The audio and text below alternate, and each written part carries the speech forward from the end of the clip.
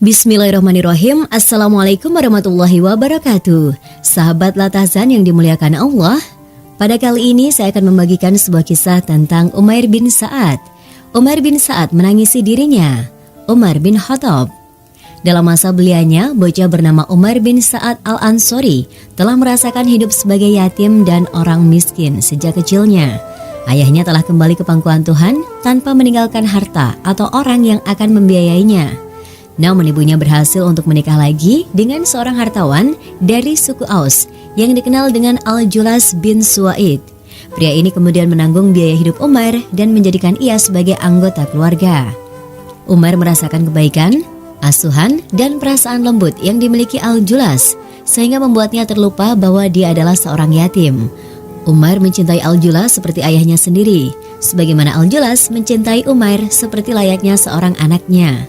Semakin Umar bertambah dewasa, maka Al-Julas semakin cinta kepadanya. Sebab Al-Julas mendapati bahwa Umar memiliki tanda-tanda kecerdasan dan kemuliaan yang terlihat dari setiap amalnya. Ia juga memiliki sifat amanah, jujur yang terlihat dari perilakunya. Pemuda yang bernama Umar memeluk Islam pada saat ia masih belia, belum genap 10 tahun. Iman merasuk ke dalam sebuah ruang di hatinya dan tidak berlari dari tempatnya. Ia juga mendapati Islam dalam jiwanya yang masih suci dan bersih. Meski masih dalam usia belia, namun ia tidak pernah absen dari sholat berjamaah di belakang Rasulullah SAW. Ibunya merasa bahagia setiap kali melihatnya pergi ke masjid atau kembali darinya. Terkadang bersama suaminya, terkadang ia berangkat sendiri saja. Beginilah kehidupan pemuda Umar berlangsung, tenang, tanpa ada halangan dan tidak ada kekeruhan. Sehingga kehendak Allah menentukan bahwa bocah yang hampir balik ini akan mendapatkan cobaan yang paling berat dan memberikannya ujian yang jarang diterima oleh seorang pemuda dalam usianya.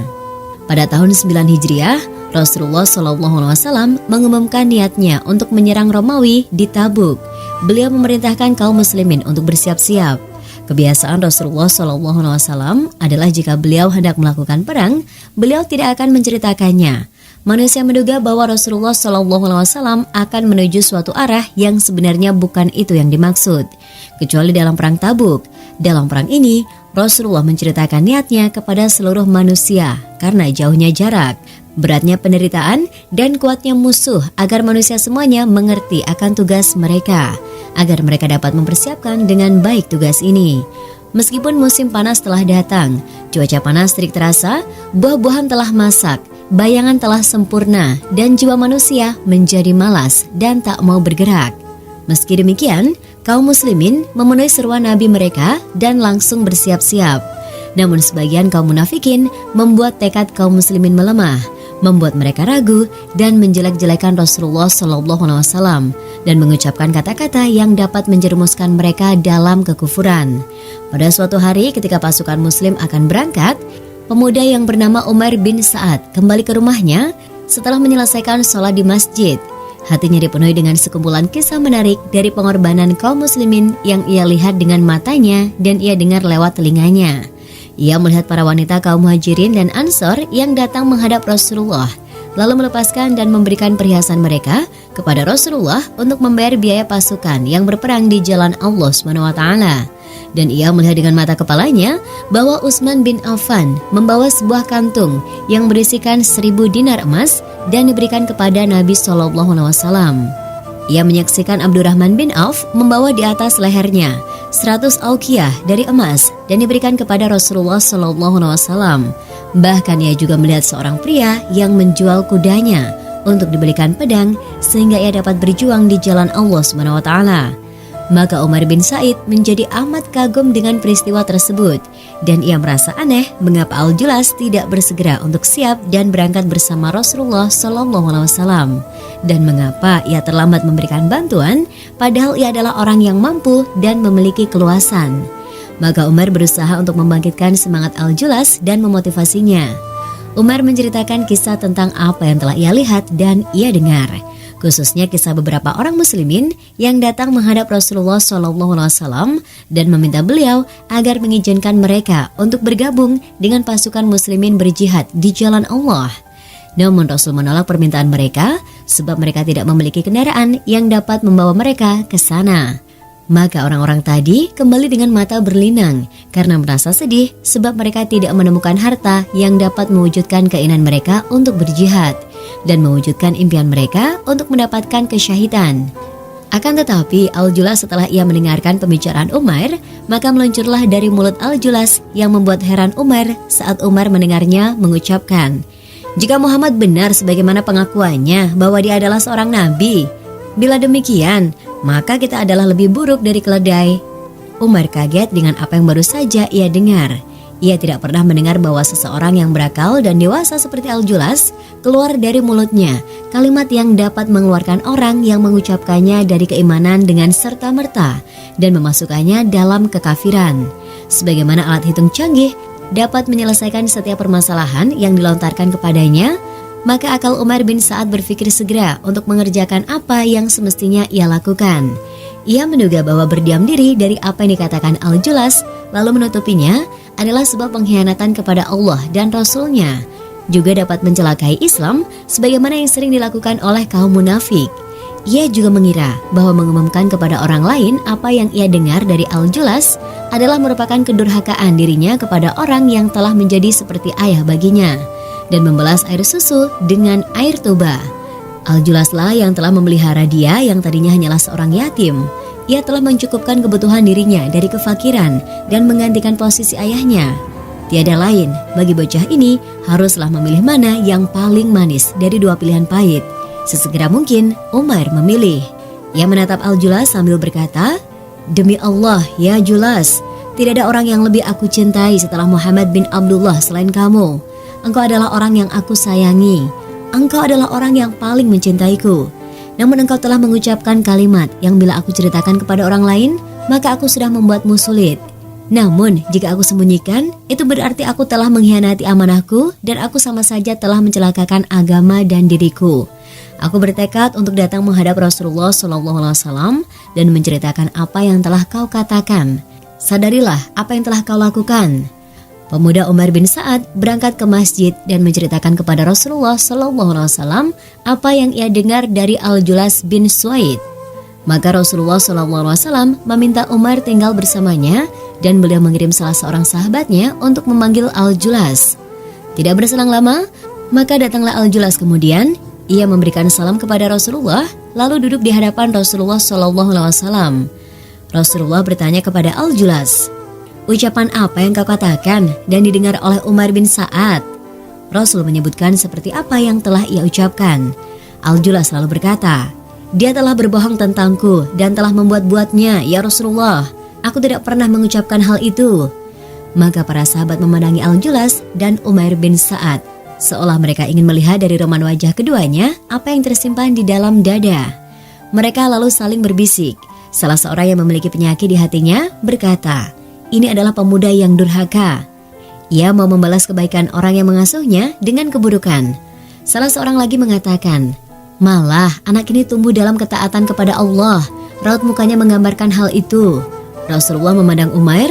Beliau mendapati wajah Umar memerah dan air mata mengalir dari bola matanya.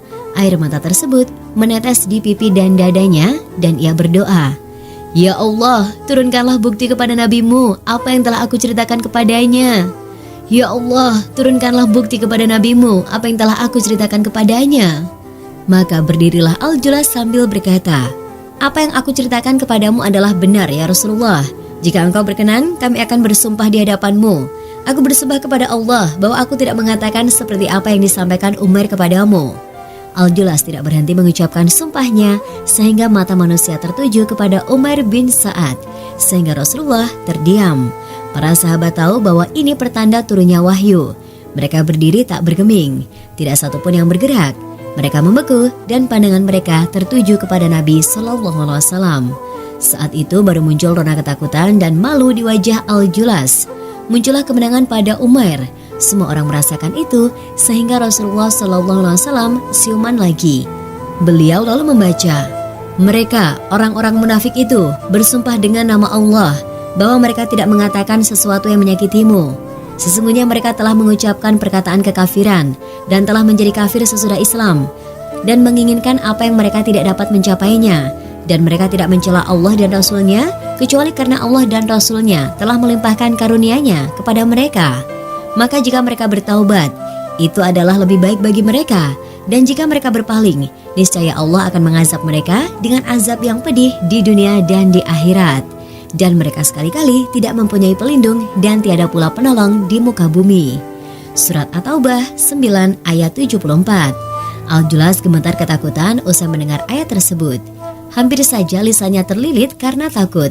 Kemudian ia menatap Rasulullah SAW dan berkata, "Aku bertaubat ya Rasulullah, aku bertaubat. Umair benar ya Rasulullah, dan aku adalah orang yang berdusta. Pintalah Allah untuk menerima taubatku. Aku siap menjadi tebusanmu ya Rasulullah." Lalu Rasulullah SAW melihat ke arah Umair bin Sa'ad. Rupanya air mata kebahagiaan telah membasahi wajahnya yang bersinar dengan cahaya iman. Rasulullah lalu menjulurkan tangannya yang mulia ke telinga Umair dan memegangnya dengan lembut sambil berkata, "Telingamu telah jujur mendengarkan, wahai anak, dan Tuhanmu telah membenarkanmu." Al-Julas kembali ke pangkuan Islam dan ia menjalankan keislamannya dengan baik. Para sahabat mengetahui perbaikan kondisinya karena ia memberikan banyak kebaikan kepada Umair. Al-Julas berkata setiap kali diingatkan tentang Umair, Allah akan membalasnya atas kebaikan yang ia lakukan padaku. Ia telah menyelamatkan aku dari kekafiran dan membebaskan diriku dari api neraka. Wa ba'du, ini bukanlah kisah yang paling menarik dalam hidup seorang pemuda yang menjadi sahabat Rasul bernama Umair bin Sa'ad. Dalam hidupnya banyak sekali kisah yang lebih baik dan menarik. Sampai jumpa lagi dengan kisah Umair bin Sa'ad pada usia dewasanya. Dalam usia dewasa, aku amat berharap memiliki orang seperti Umair bin Sa'ad untuk menjadi pembantuku dalam menangani urusan kaum muslimin. Umar bin Khattab. Baru saja kita mengetahui sebuah kisah hidup seorang sahabat yang terkenal, Umair bin Sa'ad pada usia mudanya. Mari bersama-sama kita ikuti kisah hidupnya yang hebat pada usia dewasanya. Kamu akan mendapati bahwa kisah ini tidak kalah menarik dengan kisah yang pertama. Penduduk Himyr adalah penduduk yang paling sering mengeluhkan pimpinan mereka.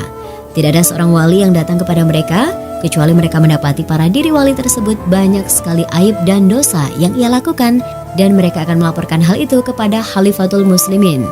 Dan mereka berharap agar Khalifah berkenan menggantikannya dengan yang lebih baik lagi. Umar Al-Faruq berniat untuk mengirimkan kepada mereka seorang wali yang tidak cacat dan memiliki track record yang baik di mata mereka. Maka Umar menyeleksi para pembantunya dan ia menguji mereka satu persatu. Namun ia tidak menemukan adanya orang yang lebih baik daripada Umair bin Sa'ad. Umair saat itu sedang berangkat berperang ke sebuah pulau di negeri Syam sebagai pemimpin pasukan pejuang di jalan Allah. Ia membebaskan banyak kota dan merobohkan banyak benteng, menundukkan banyak kabilah dan mendirikan banyak masjid di setiap daerah dimanapun ia berada. Meski ia sedang melakukan itu semua, Amirul Mukminin memanggilnya dan menyuruhnya untuk berangkat ke Himyr dan menjadi wali di sana. Ia pun menuruti perintah Amirul Mukminin meski sebenarnya ia tidak menyenanginya karena tidak ada yang lebih ia sukai selain jihad di jalan Allah. Umar tiba di Himyr dan ia mengajak manusia untuk sholat berjamaah. Usai sholat ia berkhutbah di hadapan manusia. Ia memulainya dengan memuji Allah dan bersalawat kepada Muhammad SAW. Ia lalu berkata, "Wahai manusia, Islam adalah benteng yang kokoh dan gerbang yang kuat. Benteng Islam adalah keadilan dan gerbangnya adalah kebenaran. Jika benteng telah dihancurkan dan gerbang telah dirobohkan, maka perlindungan agama ini tidak ada lagi. Islam akan senantiasa melindungi selagi kekuasaan tegak berdiri. Tegaknya kekuasaan bukanlah dengan cambukan dan sabetan pedang, akan tetapi dengan keadilan dan kebenaran." Kemudian ia meneruskan pekerjaannya untuk melaksanakan apa yang telah ia rancang untuk mereka dari rencananya yang ia paparkan lewat khutbah yang singkat. Umar menjalankan tugasnya di Himyr selama setahun penuh. Namun tidak ada surat yang dikirimkan kepada Amirul Mukminin dan tidak ada satu dirham atau dinar dari harta fa'i yang sampai ke Baitul Mal. Maka hal itu menimbulkan keraguan pada diri Umar karena ia amat khawatir terhadap para wali yang ia angkat akan ujian kepemimpinan. Tidak ada yang maksum menurut Umar selain Rasulullah SAW. Umar langsung memerintahkan kepada sekretarisnya, "Kirimkan surat kepada Umair bin Sa'ad yang berbunyi, jika surat Amirul Mukminin telah sampai kepadamu, maka tinggalkanlah Himyr dan datanglah kepadanya. Bawalah harta fa'i muslimin yang kau sembunyikan." Umair bin Sa'ad menerima surat Umar bin Khattab radhiyallahu anhu. Ia lalu membawa tempat bekalnya. Ia membawa tempat makannya di atas pundak dan juga tempat air wudunya. Ia juga memegang senjatanya dengan tangan. Ia meninggalkan Himsh dan menyusuri jalan di atas kedua kakinya menuju Madinah. Begitu Umar tiba di Madinah, nampak sekali bahwa kulitnya telah berubah. Tubuhnya kurus, rambutnya panjang, dan nampak pada dirinya kelelahan akibat perjalanan. Umar datang menghadap Umar bin Khattab. Kondisi Umar membuat Umar keheranan dan berkata, "Apa yang terjadi padamu, wahai Umar?" Umar menjawab, "Tidak ada yang terjadi pada diriku, wahai Amirul Mukminin. Aku sehat walafiat, alhamdulillah. Aku membawa semua dunia bersamaku dan aku tarik dari kedua tanduknya." Umar menduga bahwa Umar membawa harta untuk Baitul Mal Muslimin. Umar menjawab, "Aku membawa tempat bekalku, di mana aku simpan di situ bekal perjalananku. Aku juga membawa piring besar tempat aku makan dan membasuh tubuh dan menyuci bajuku. Aku juga membawa tempat air untuk wudhu dan minum. Lalu dunia semuanya, wahai Amirul Mukminin, mengikuti barang-barangku ini. Aku tidak memerlukan hal yang lebih dari ini, dan tidak ada selain aku yang memiliki barang-barang ini." Umar bertanya, "Apakah engkau datang dengan berjalan kaki?" Ia menjawab, "Benar ya Amirul Mukminin." Umar bertanya, "Bukankah sebagai pemimpin engkau telah diberikan hewan tunggangan?" Ia menjawab, "Mereka belum memberiku dan aku tidak minta kepada mereka." Umar bertanya, "Lalu mana harta yang akan engkau setorkan ke Baitul Mal?"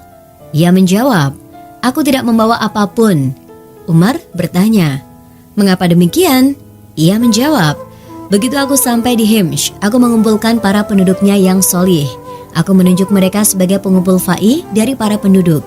Setiap kali mereka mengumpulkan fa'i, aku bermusyawarah kepada mereka tentang penggunaan harta fa'i ini, dan aku tempatkan pada alokasinya, dan aku infakkan kepada orang-orang yang berhak menerimanya."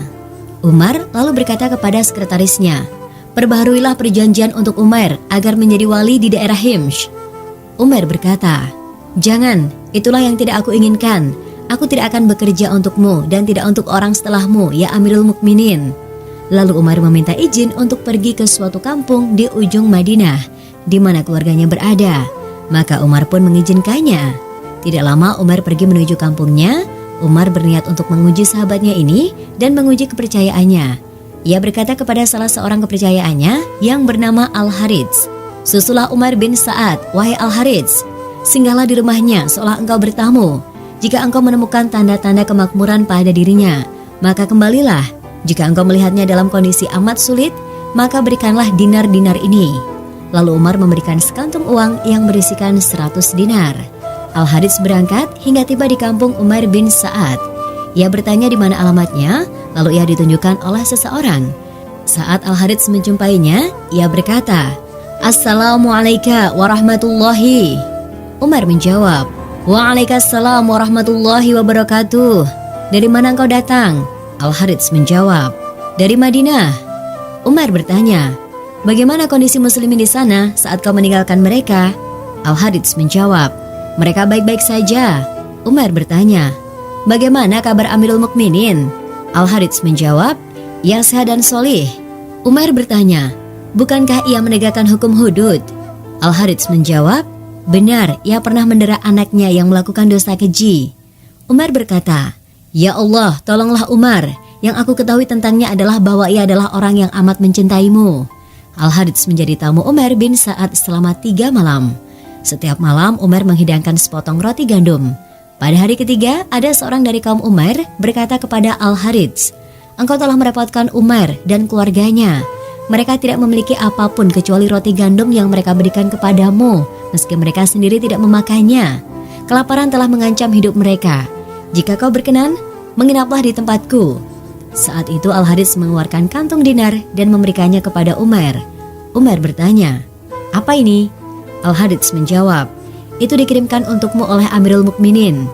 Umar berkata, "Kembalikan kepadanya, sampaikan salamku padanya, dan katakan padanya bahwa Umar tidak membutuhkan dinar tersebut." Tiba-tiba istri Umar berteriak. Rupanya ia mendengarkan pembicaraan suaminya dengan si tamu. Ia berkata, "Ambillah ya Umar, jika kau membutuhkannya engkau dapat memberi nafkah dari uang itu. Jika kau tidak membutuhkannya, maka engkau akan dapat menyalurkannya. Banyak orang yang membutuhkan di daerah ini." Begitu Al-Harits mendengar ucapan istri Umar, Al-Harits menaruh uang dinar tersebut di depan Umar, lalu pergi. Lalu Umar mengambil uang dinar tersebut dan ia bagikan dalam kantung-kantung kecil. Ia tidak tidur pada malam itu sebelum ia membagikan semuanya kepada orang yang membutuhkan, khususnya para anak syuhada. Al-Harits kembali ke Madinah dan Umar bertanya kepadanya, "Apa yang kau dapat ya Harits?" Ia menjawab, "Kondisi yang amat sulit wahai Amirul Mukminin." Umar bertanya, "Apakah kau berikan dinar-dinar itu kepadanya?" Ia menjawab, "Ya, wahai Amirul Mukminin." Umar bertanya lagi, "Lalu apa yang ia perbuat dengan uang dinar tadi?" Ia menjawab, "Aku tidak tahu, aku menduga ia tidak akan menyisakan 1 dirham pun untuk dirinya." Lalu Umar mengirimkan surat kepada Umar yang berbunyi, "Jika suratku ini telah datang kepadamu, janganlah kau letakkan sebelum kau datang kepadaku." Umar bin Sa'ad berangkat ke Madinah dan menghadap kepada Amirul Mukminin. Umar menyambutnya dan berkata kepadanya, "Apa yang kau perbuat dengan uang dinar itu ya Umar?" Ia menjawab, "Apa urusanmu ya Umar?"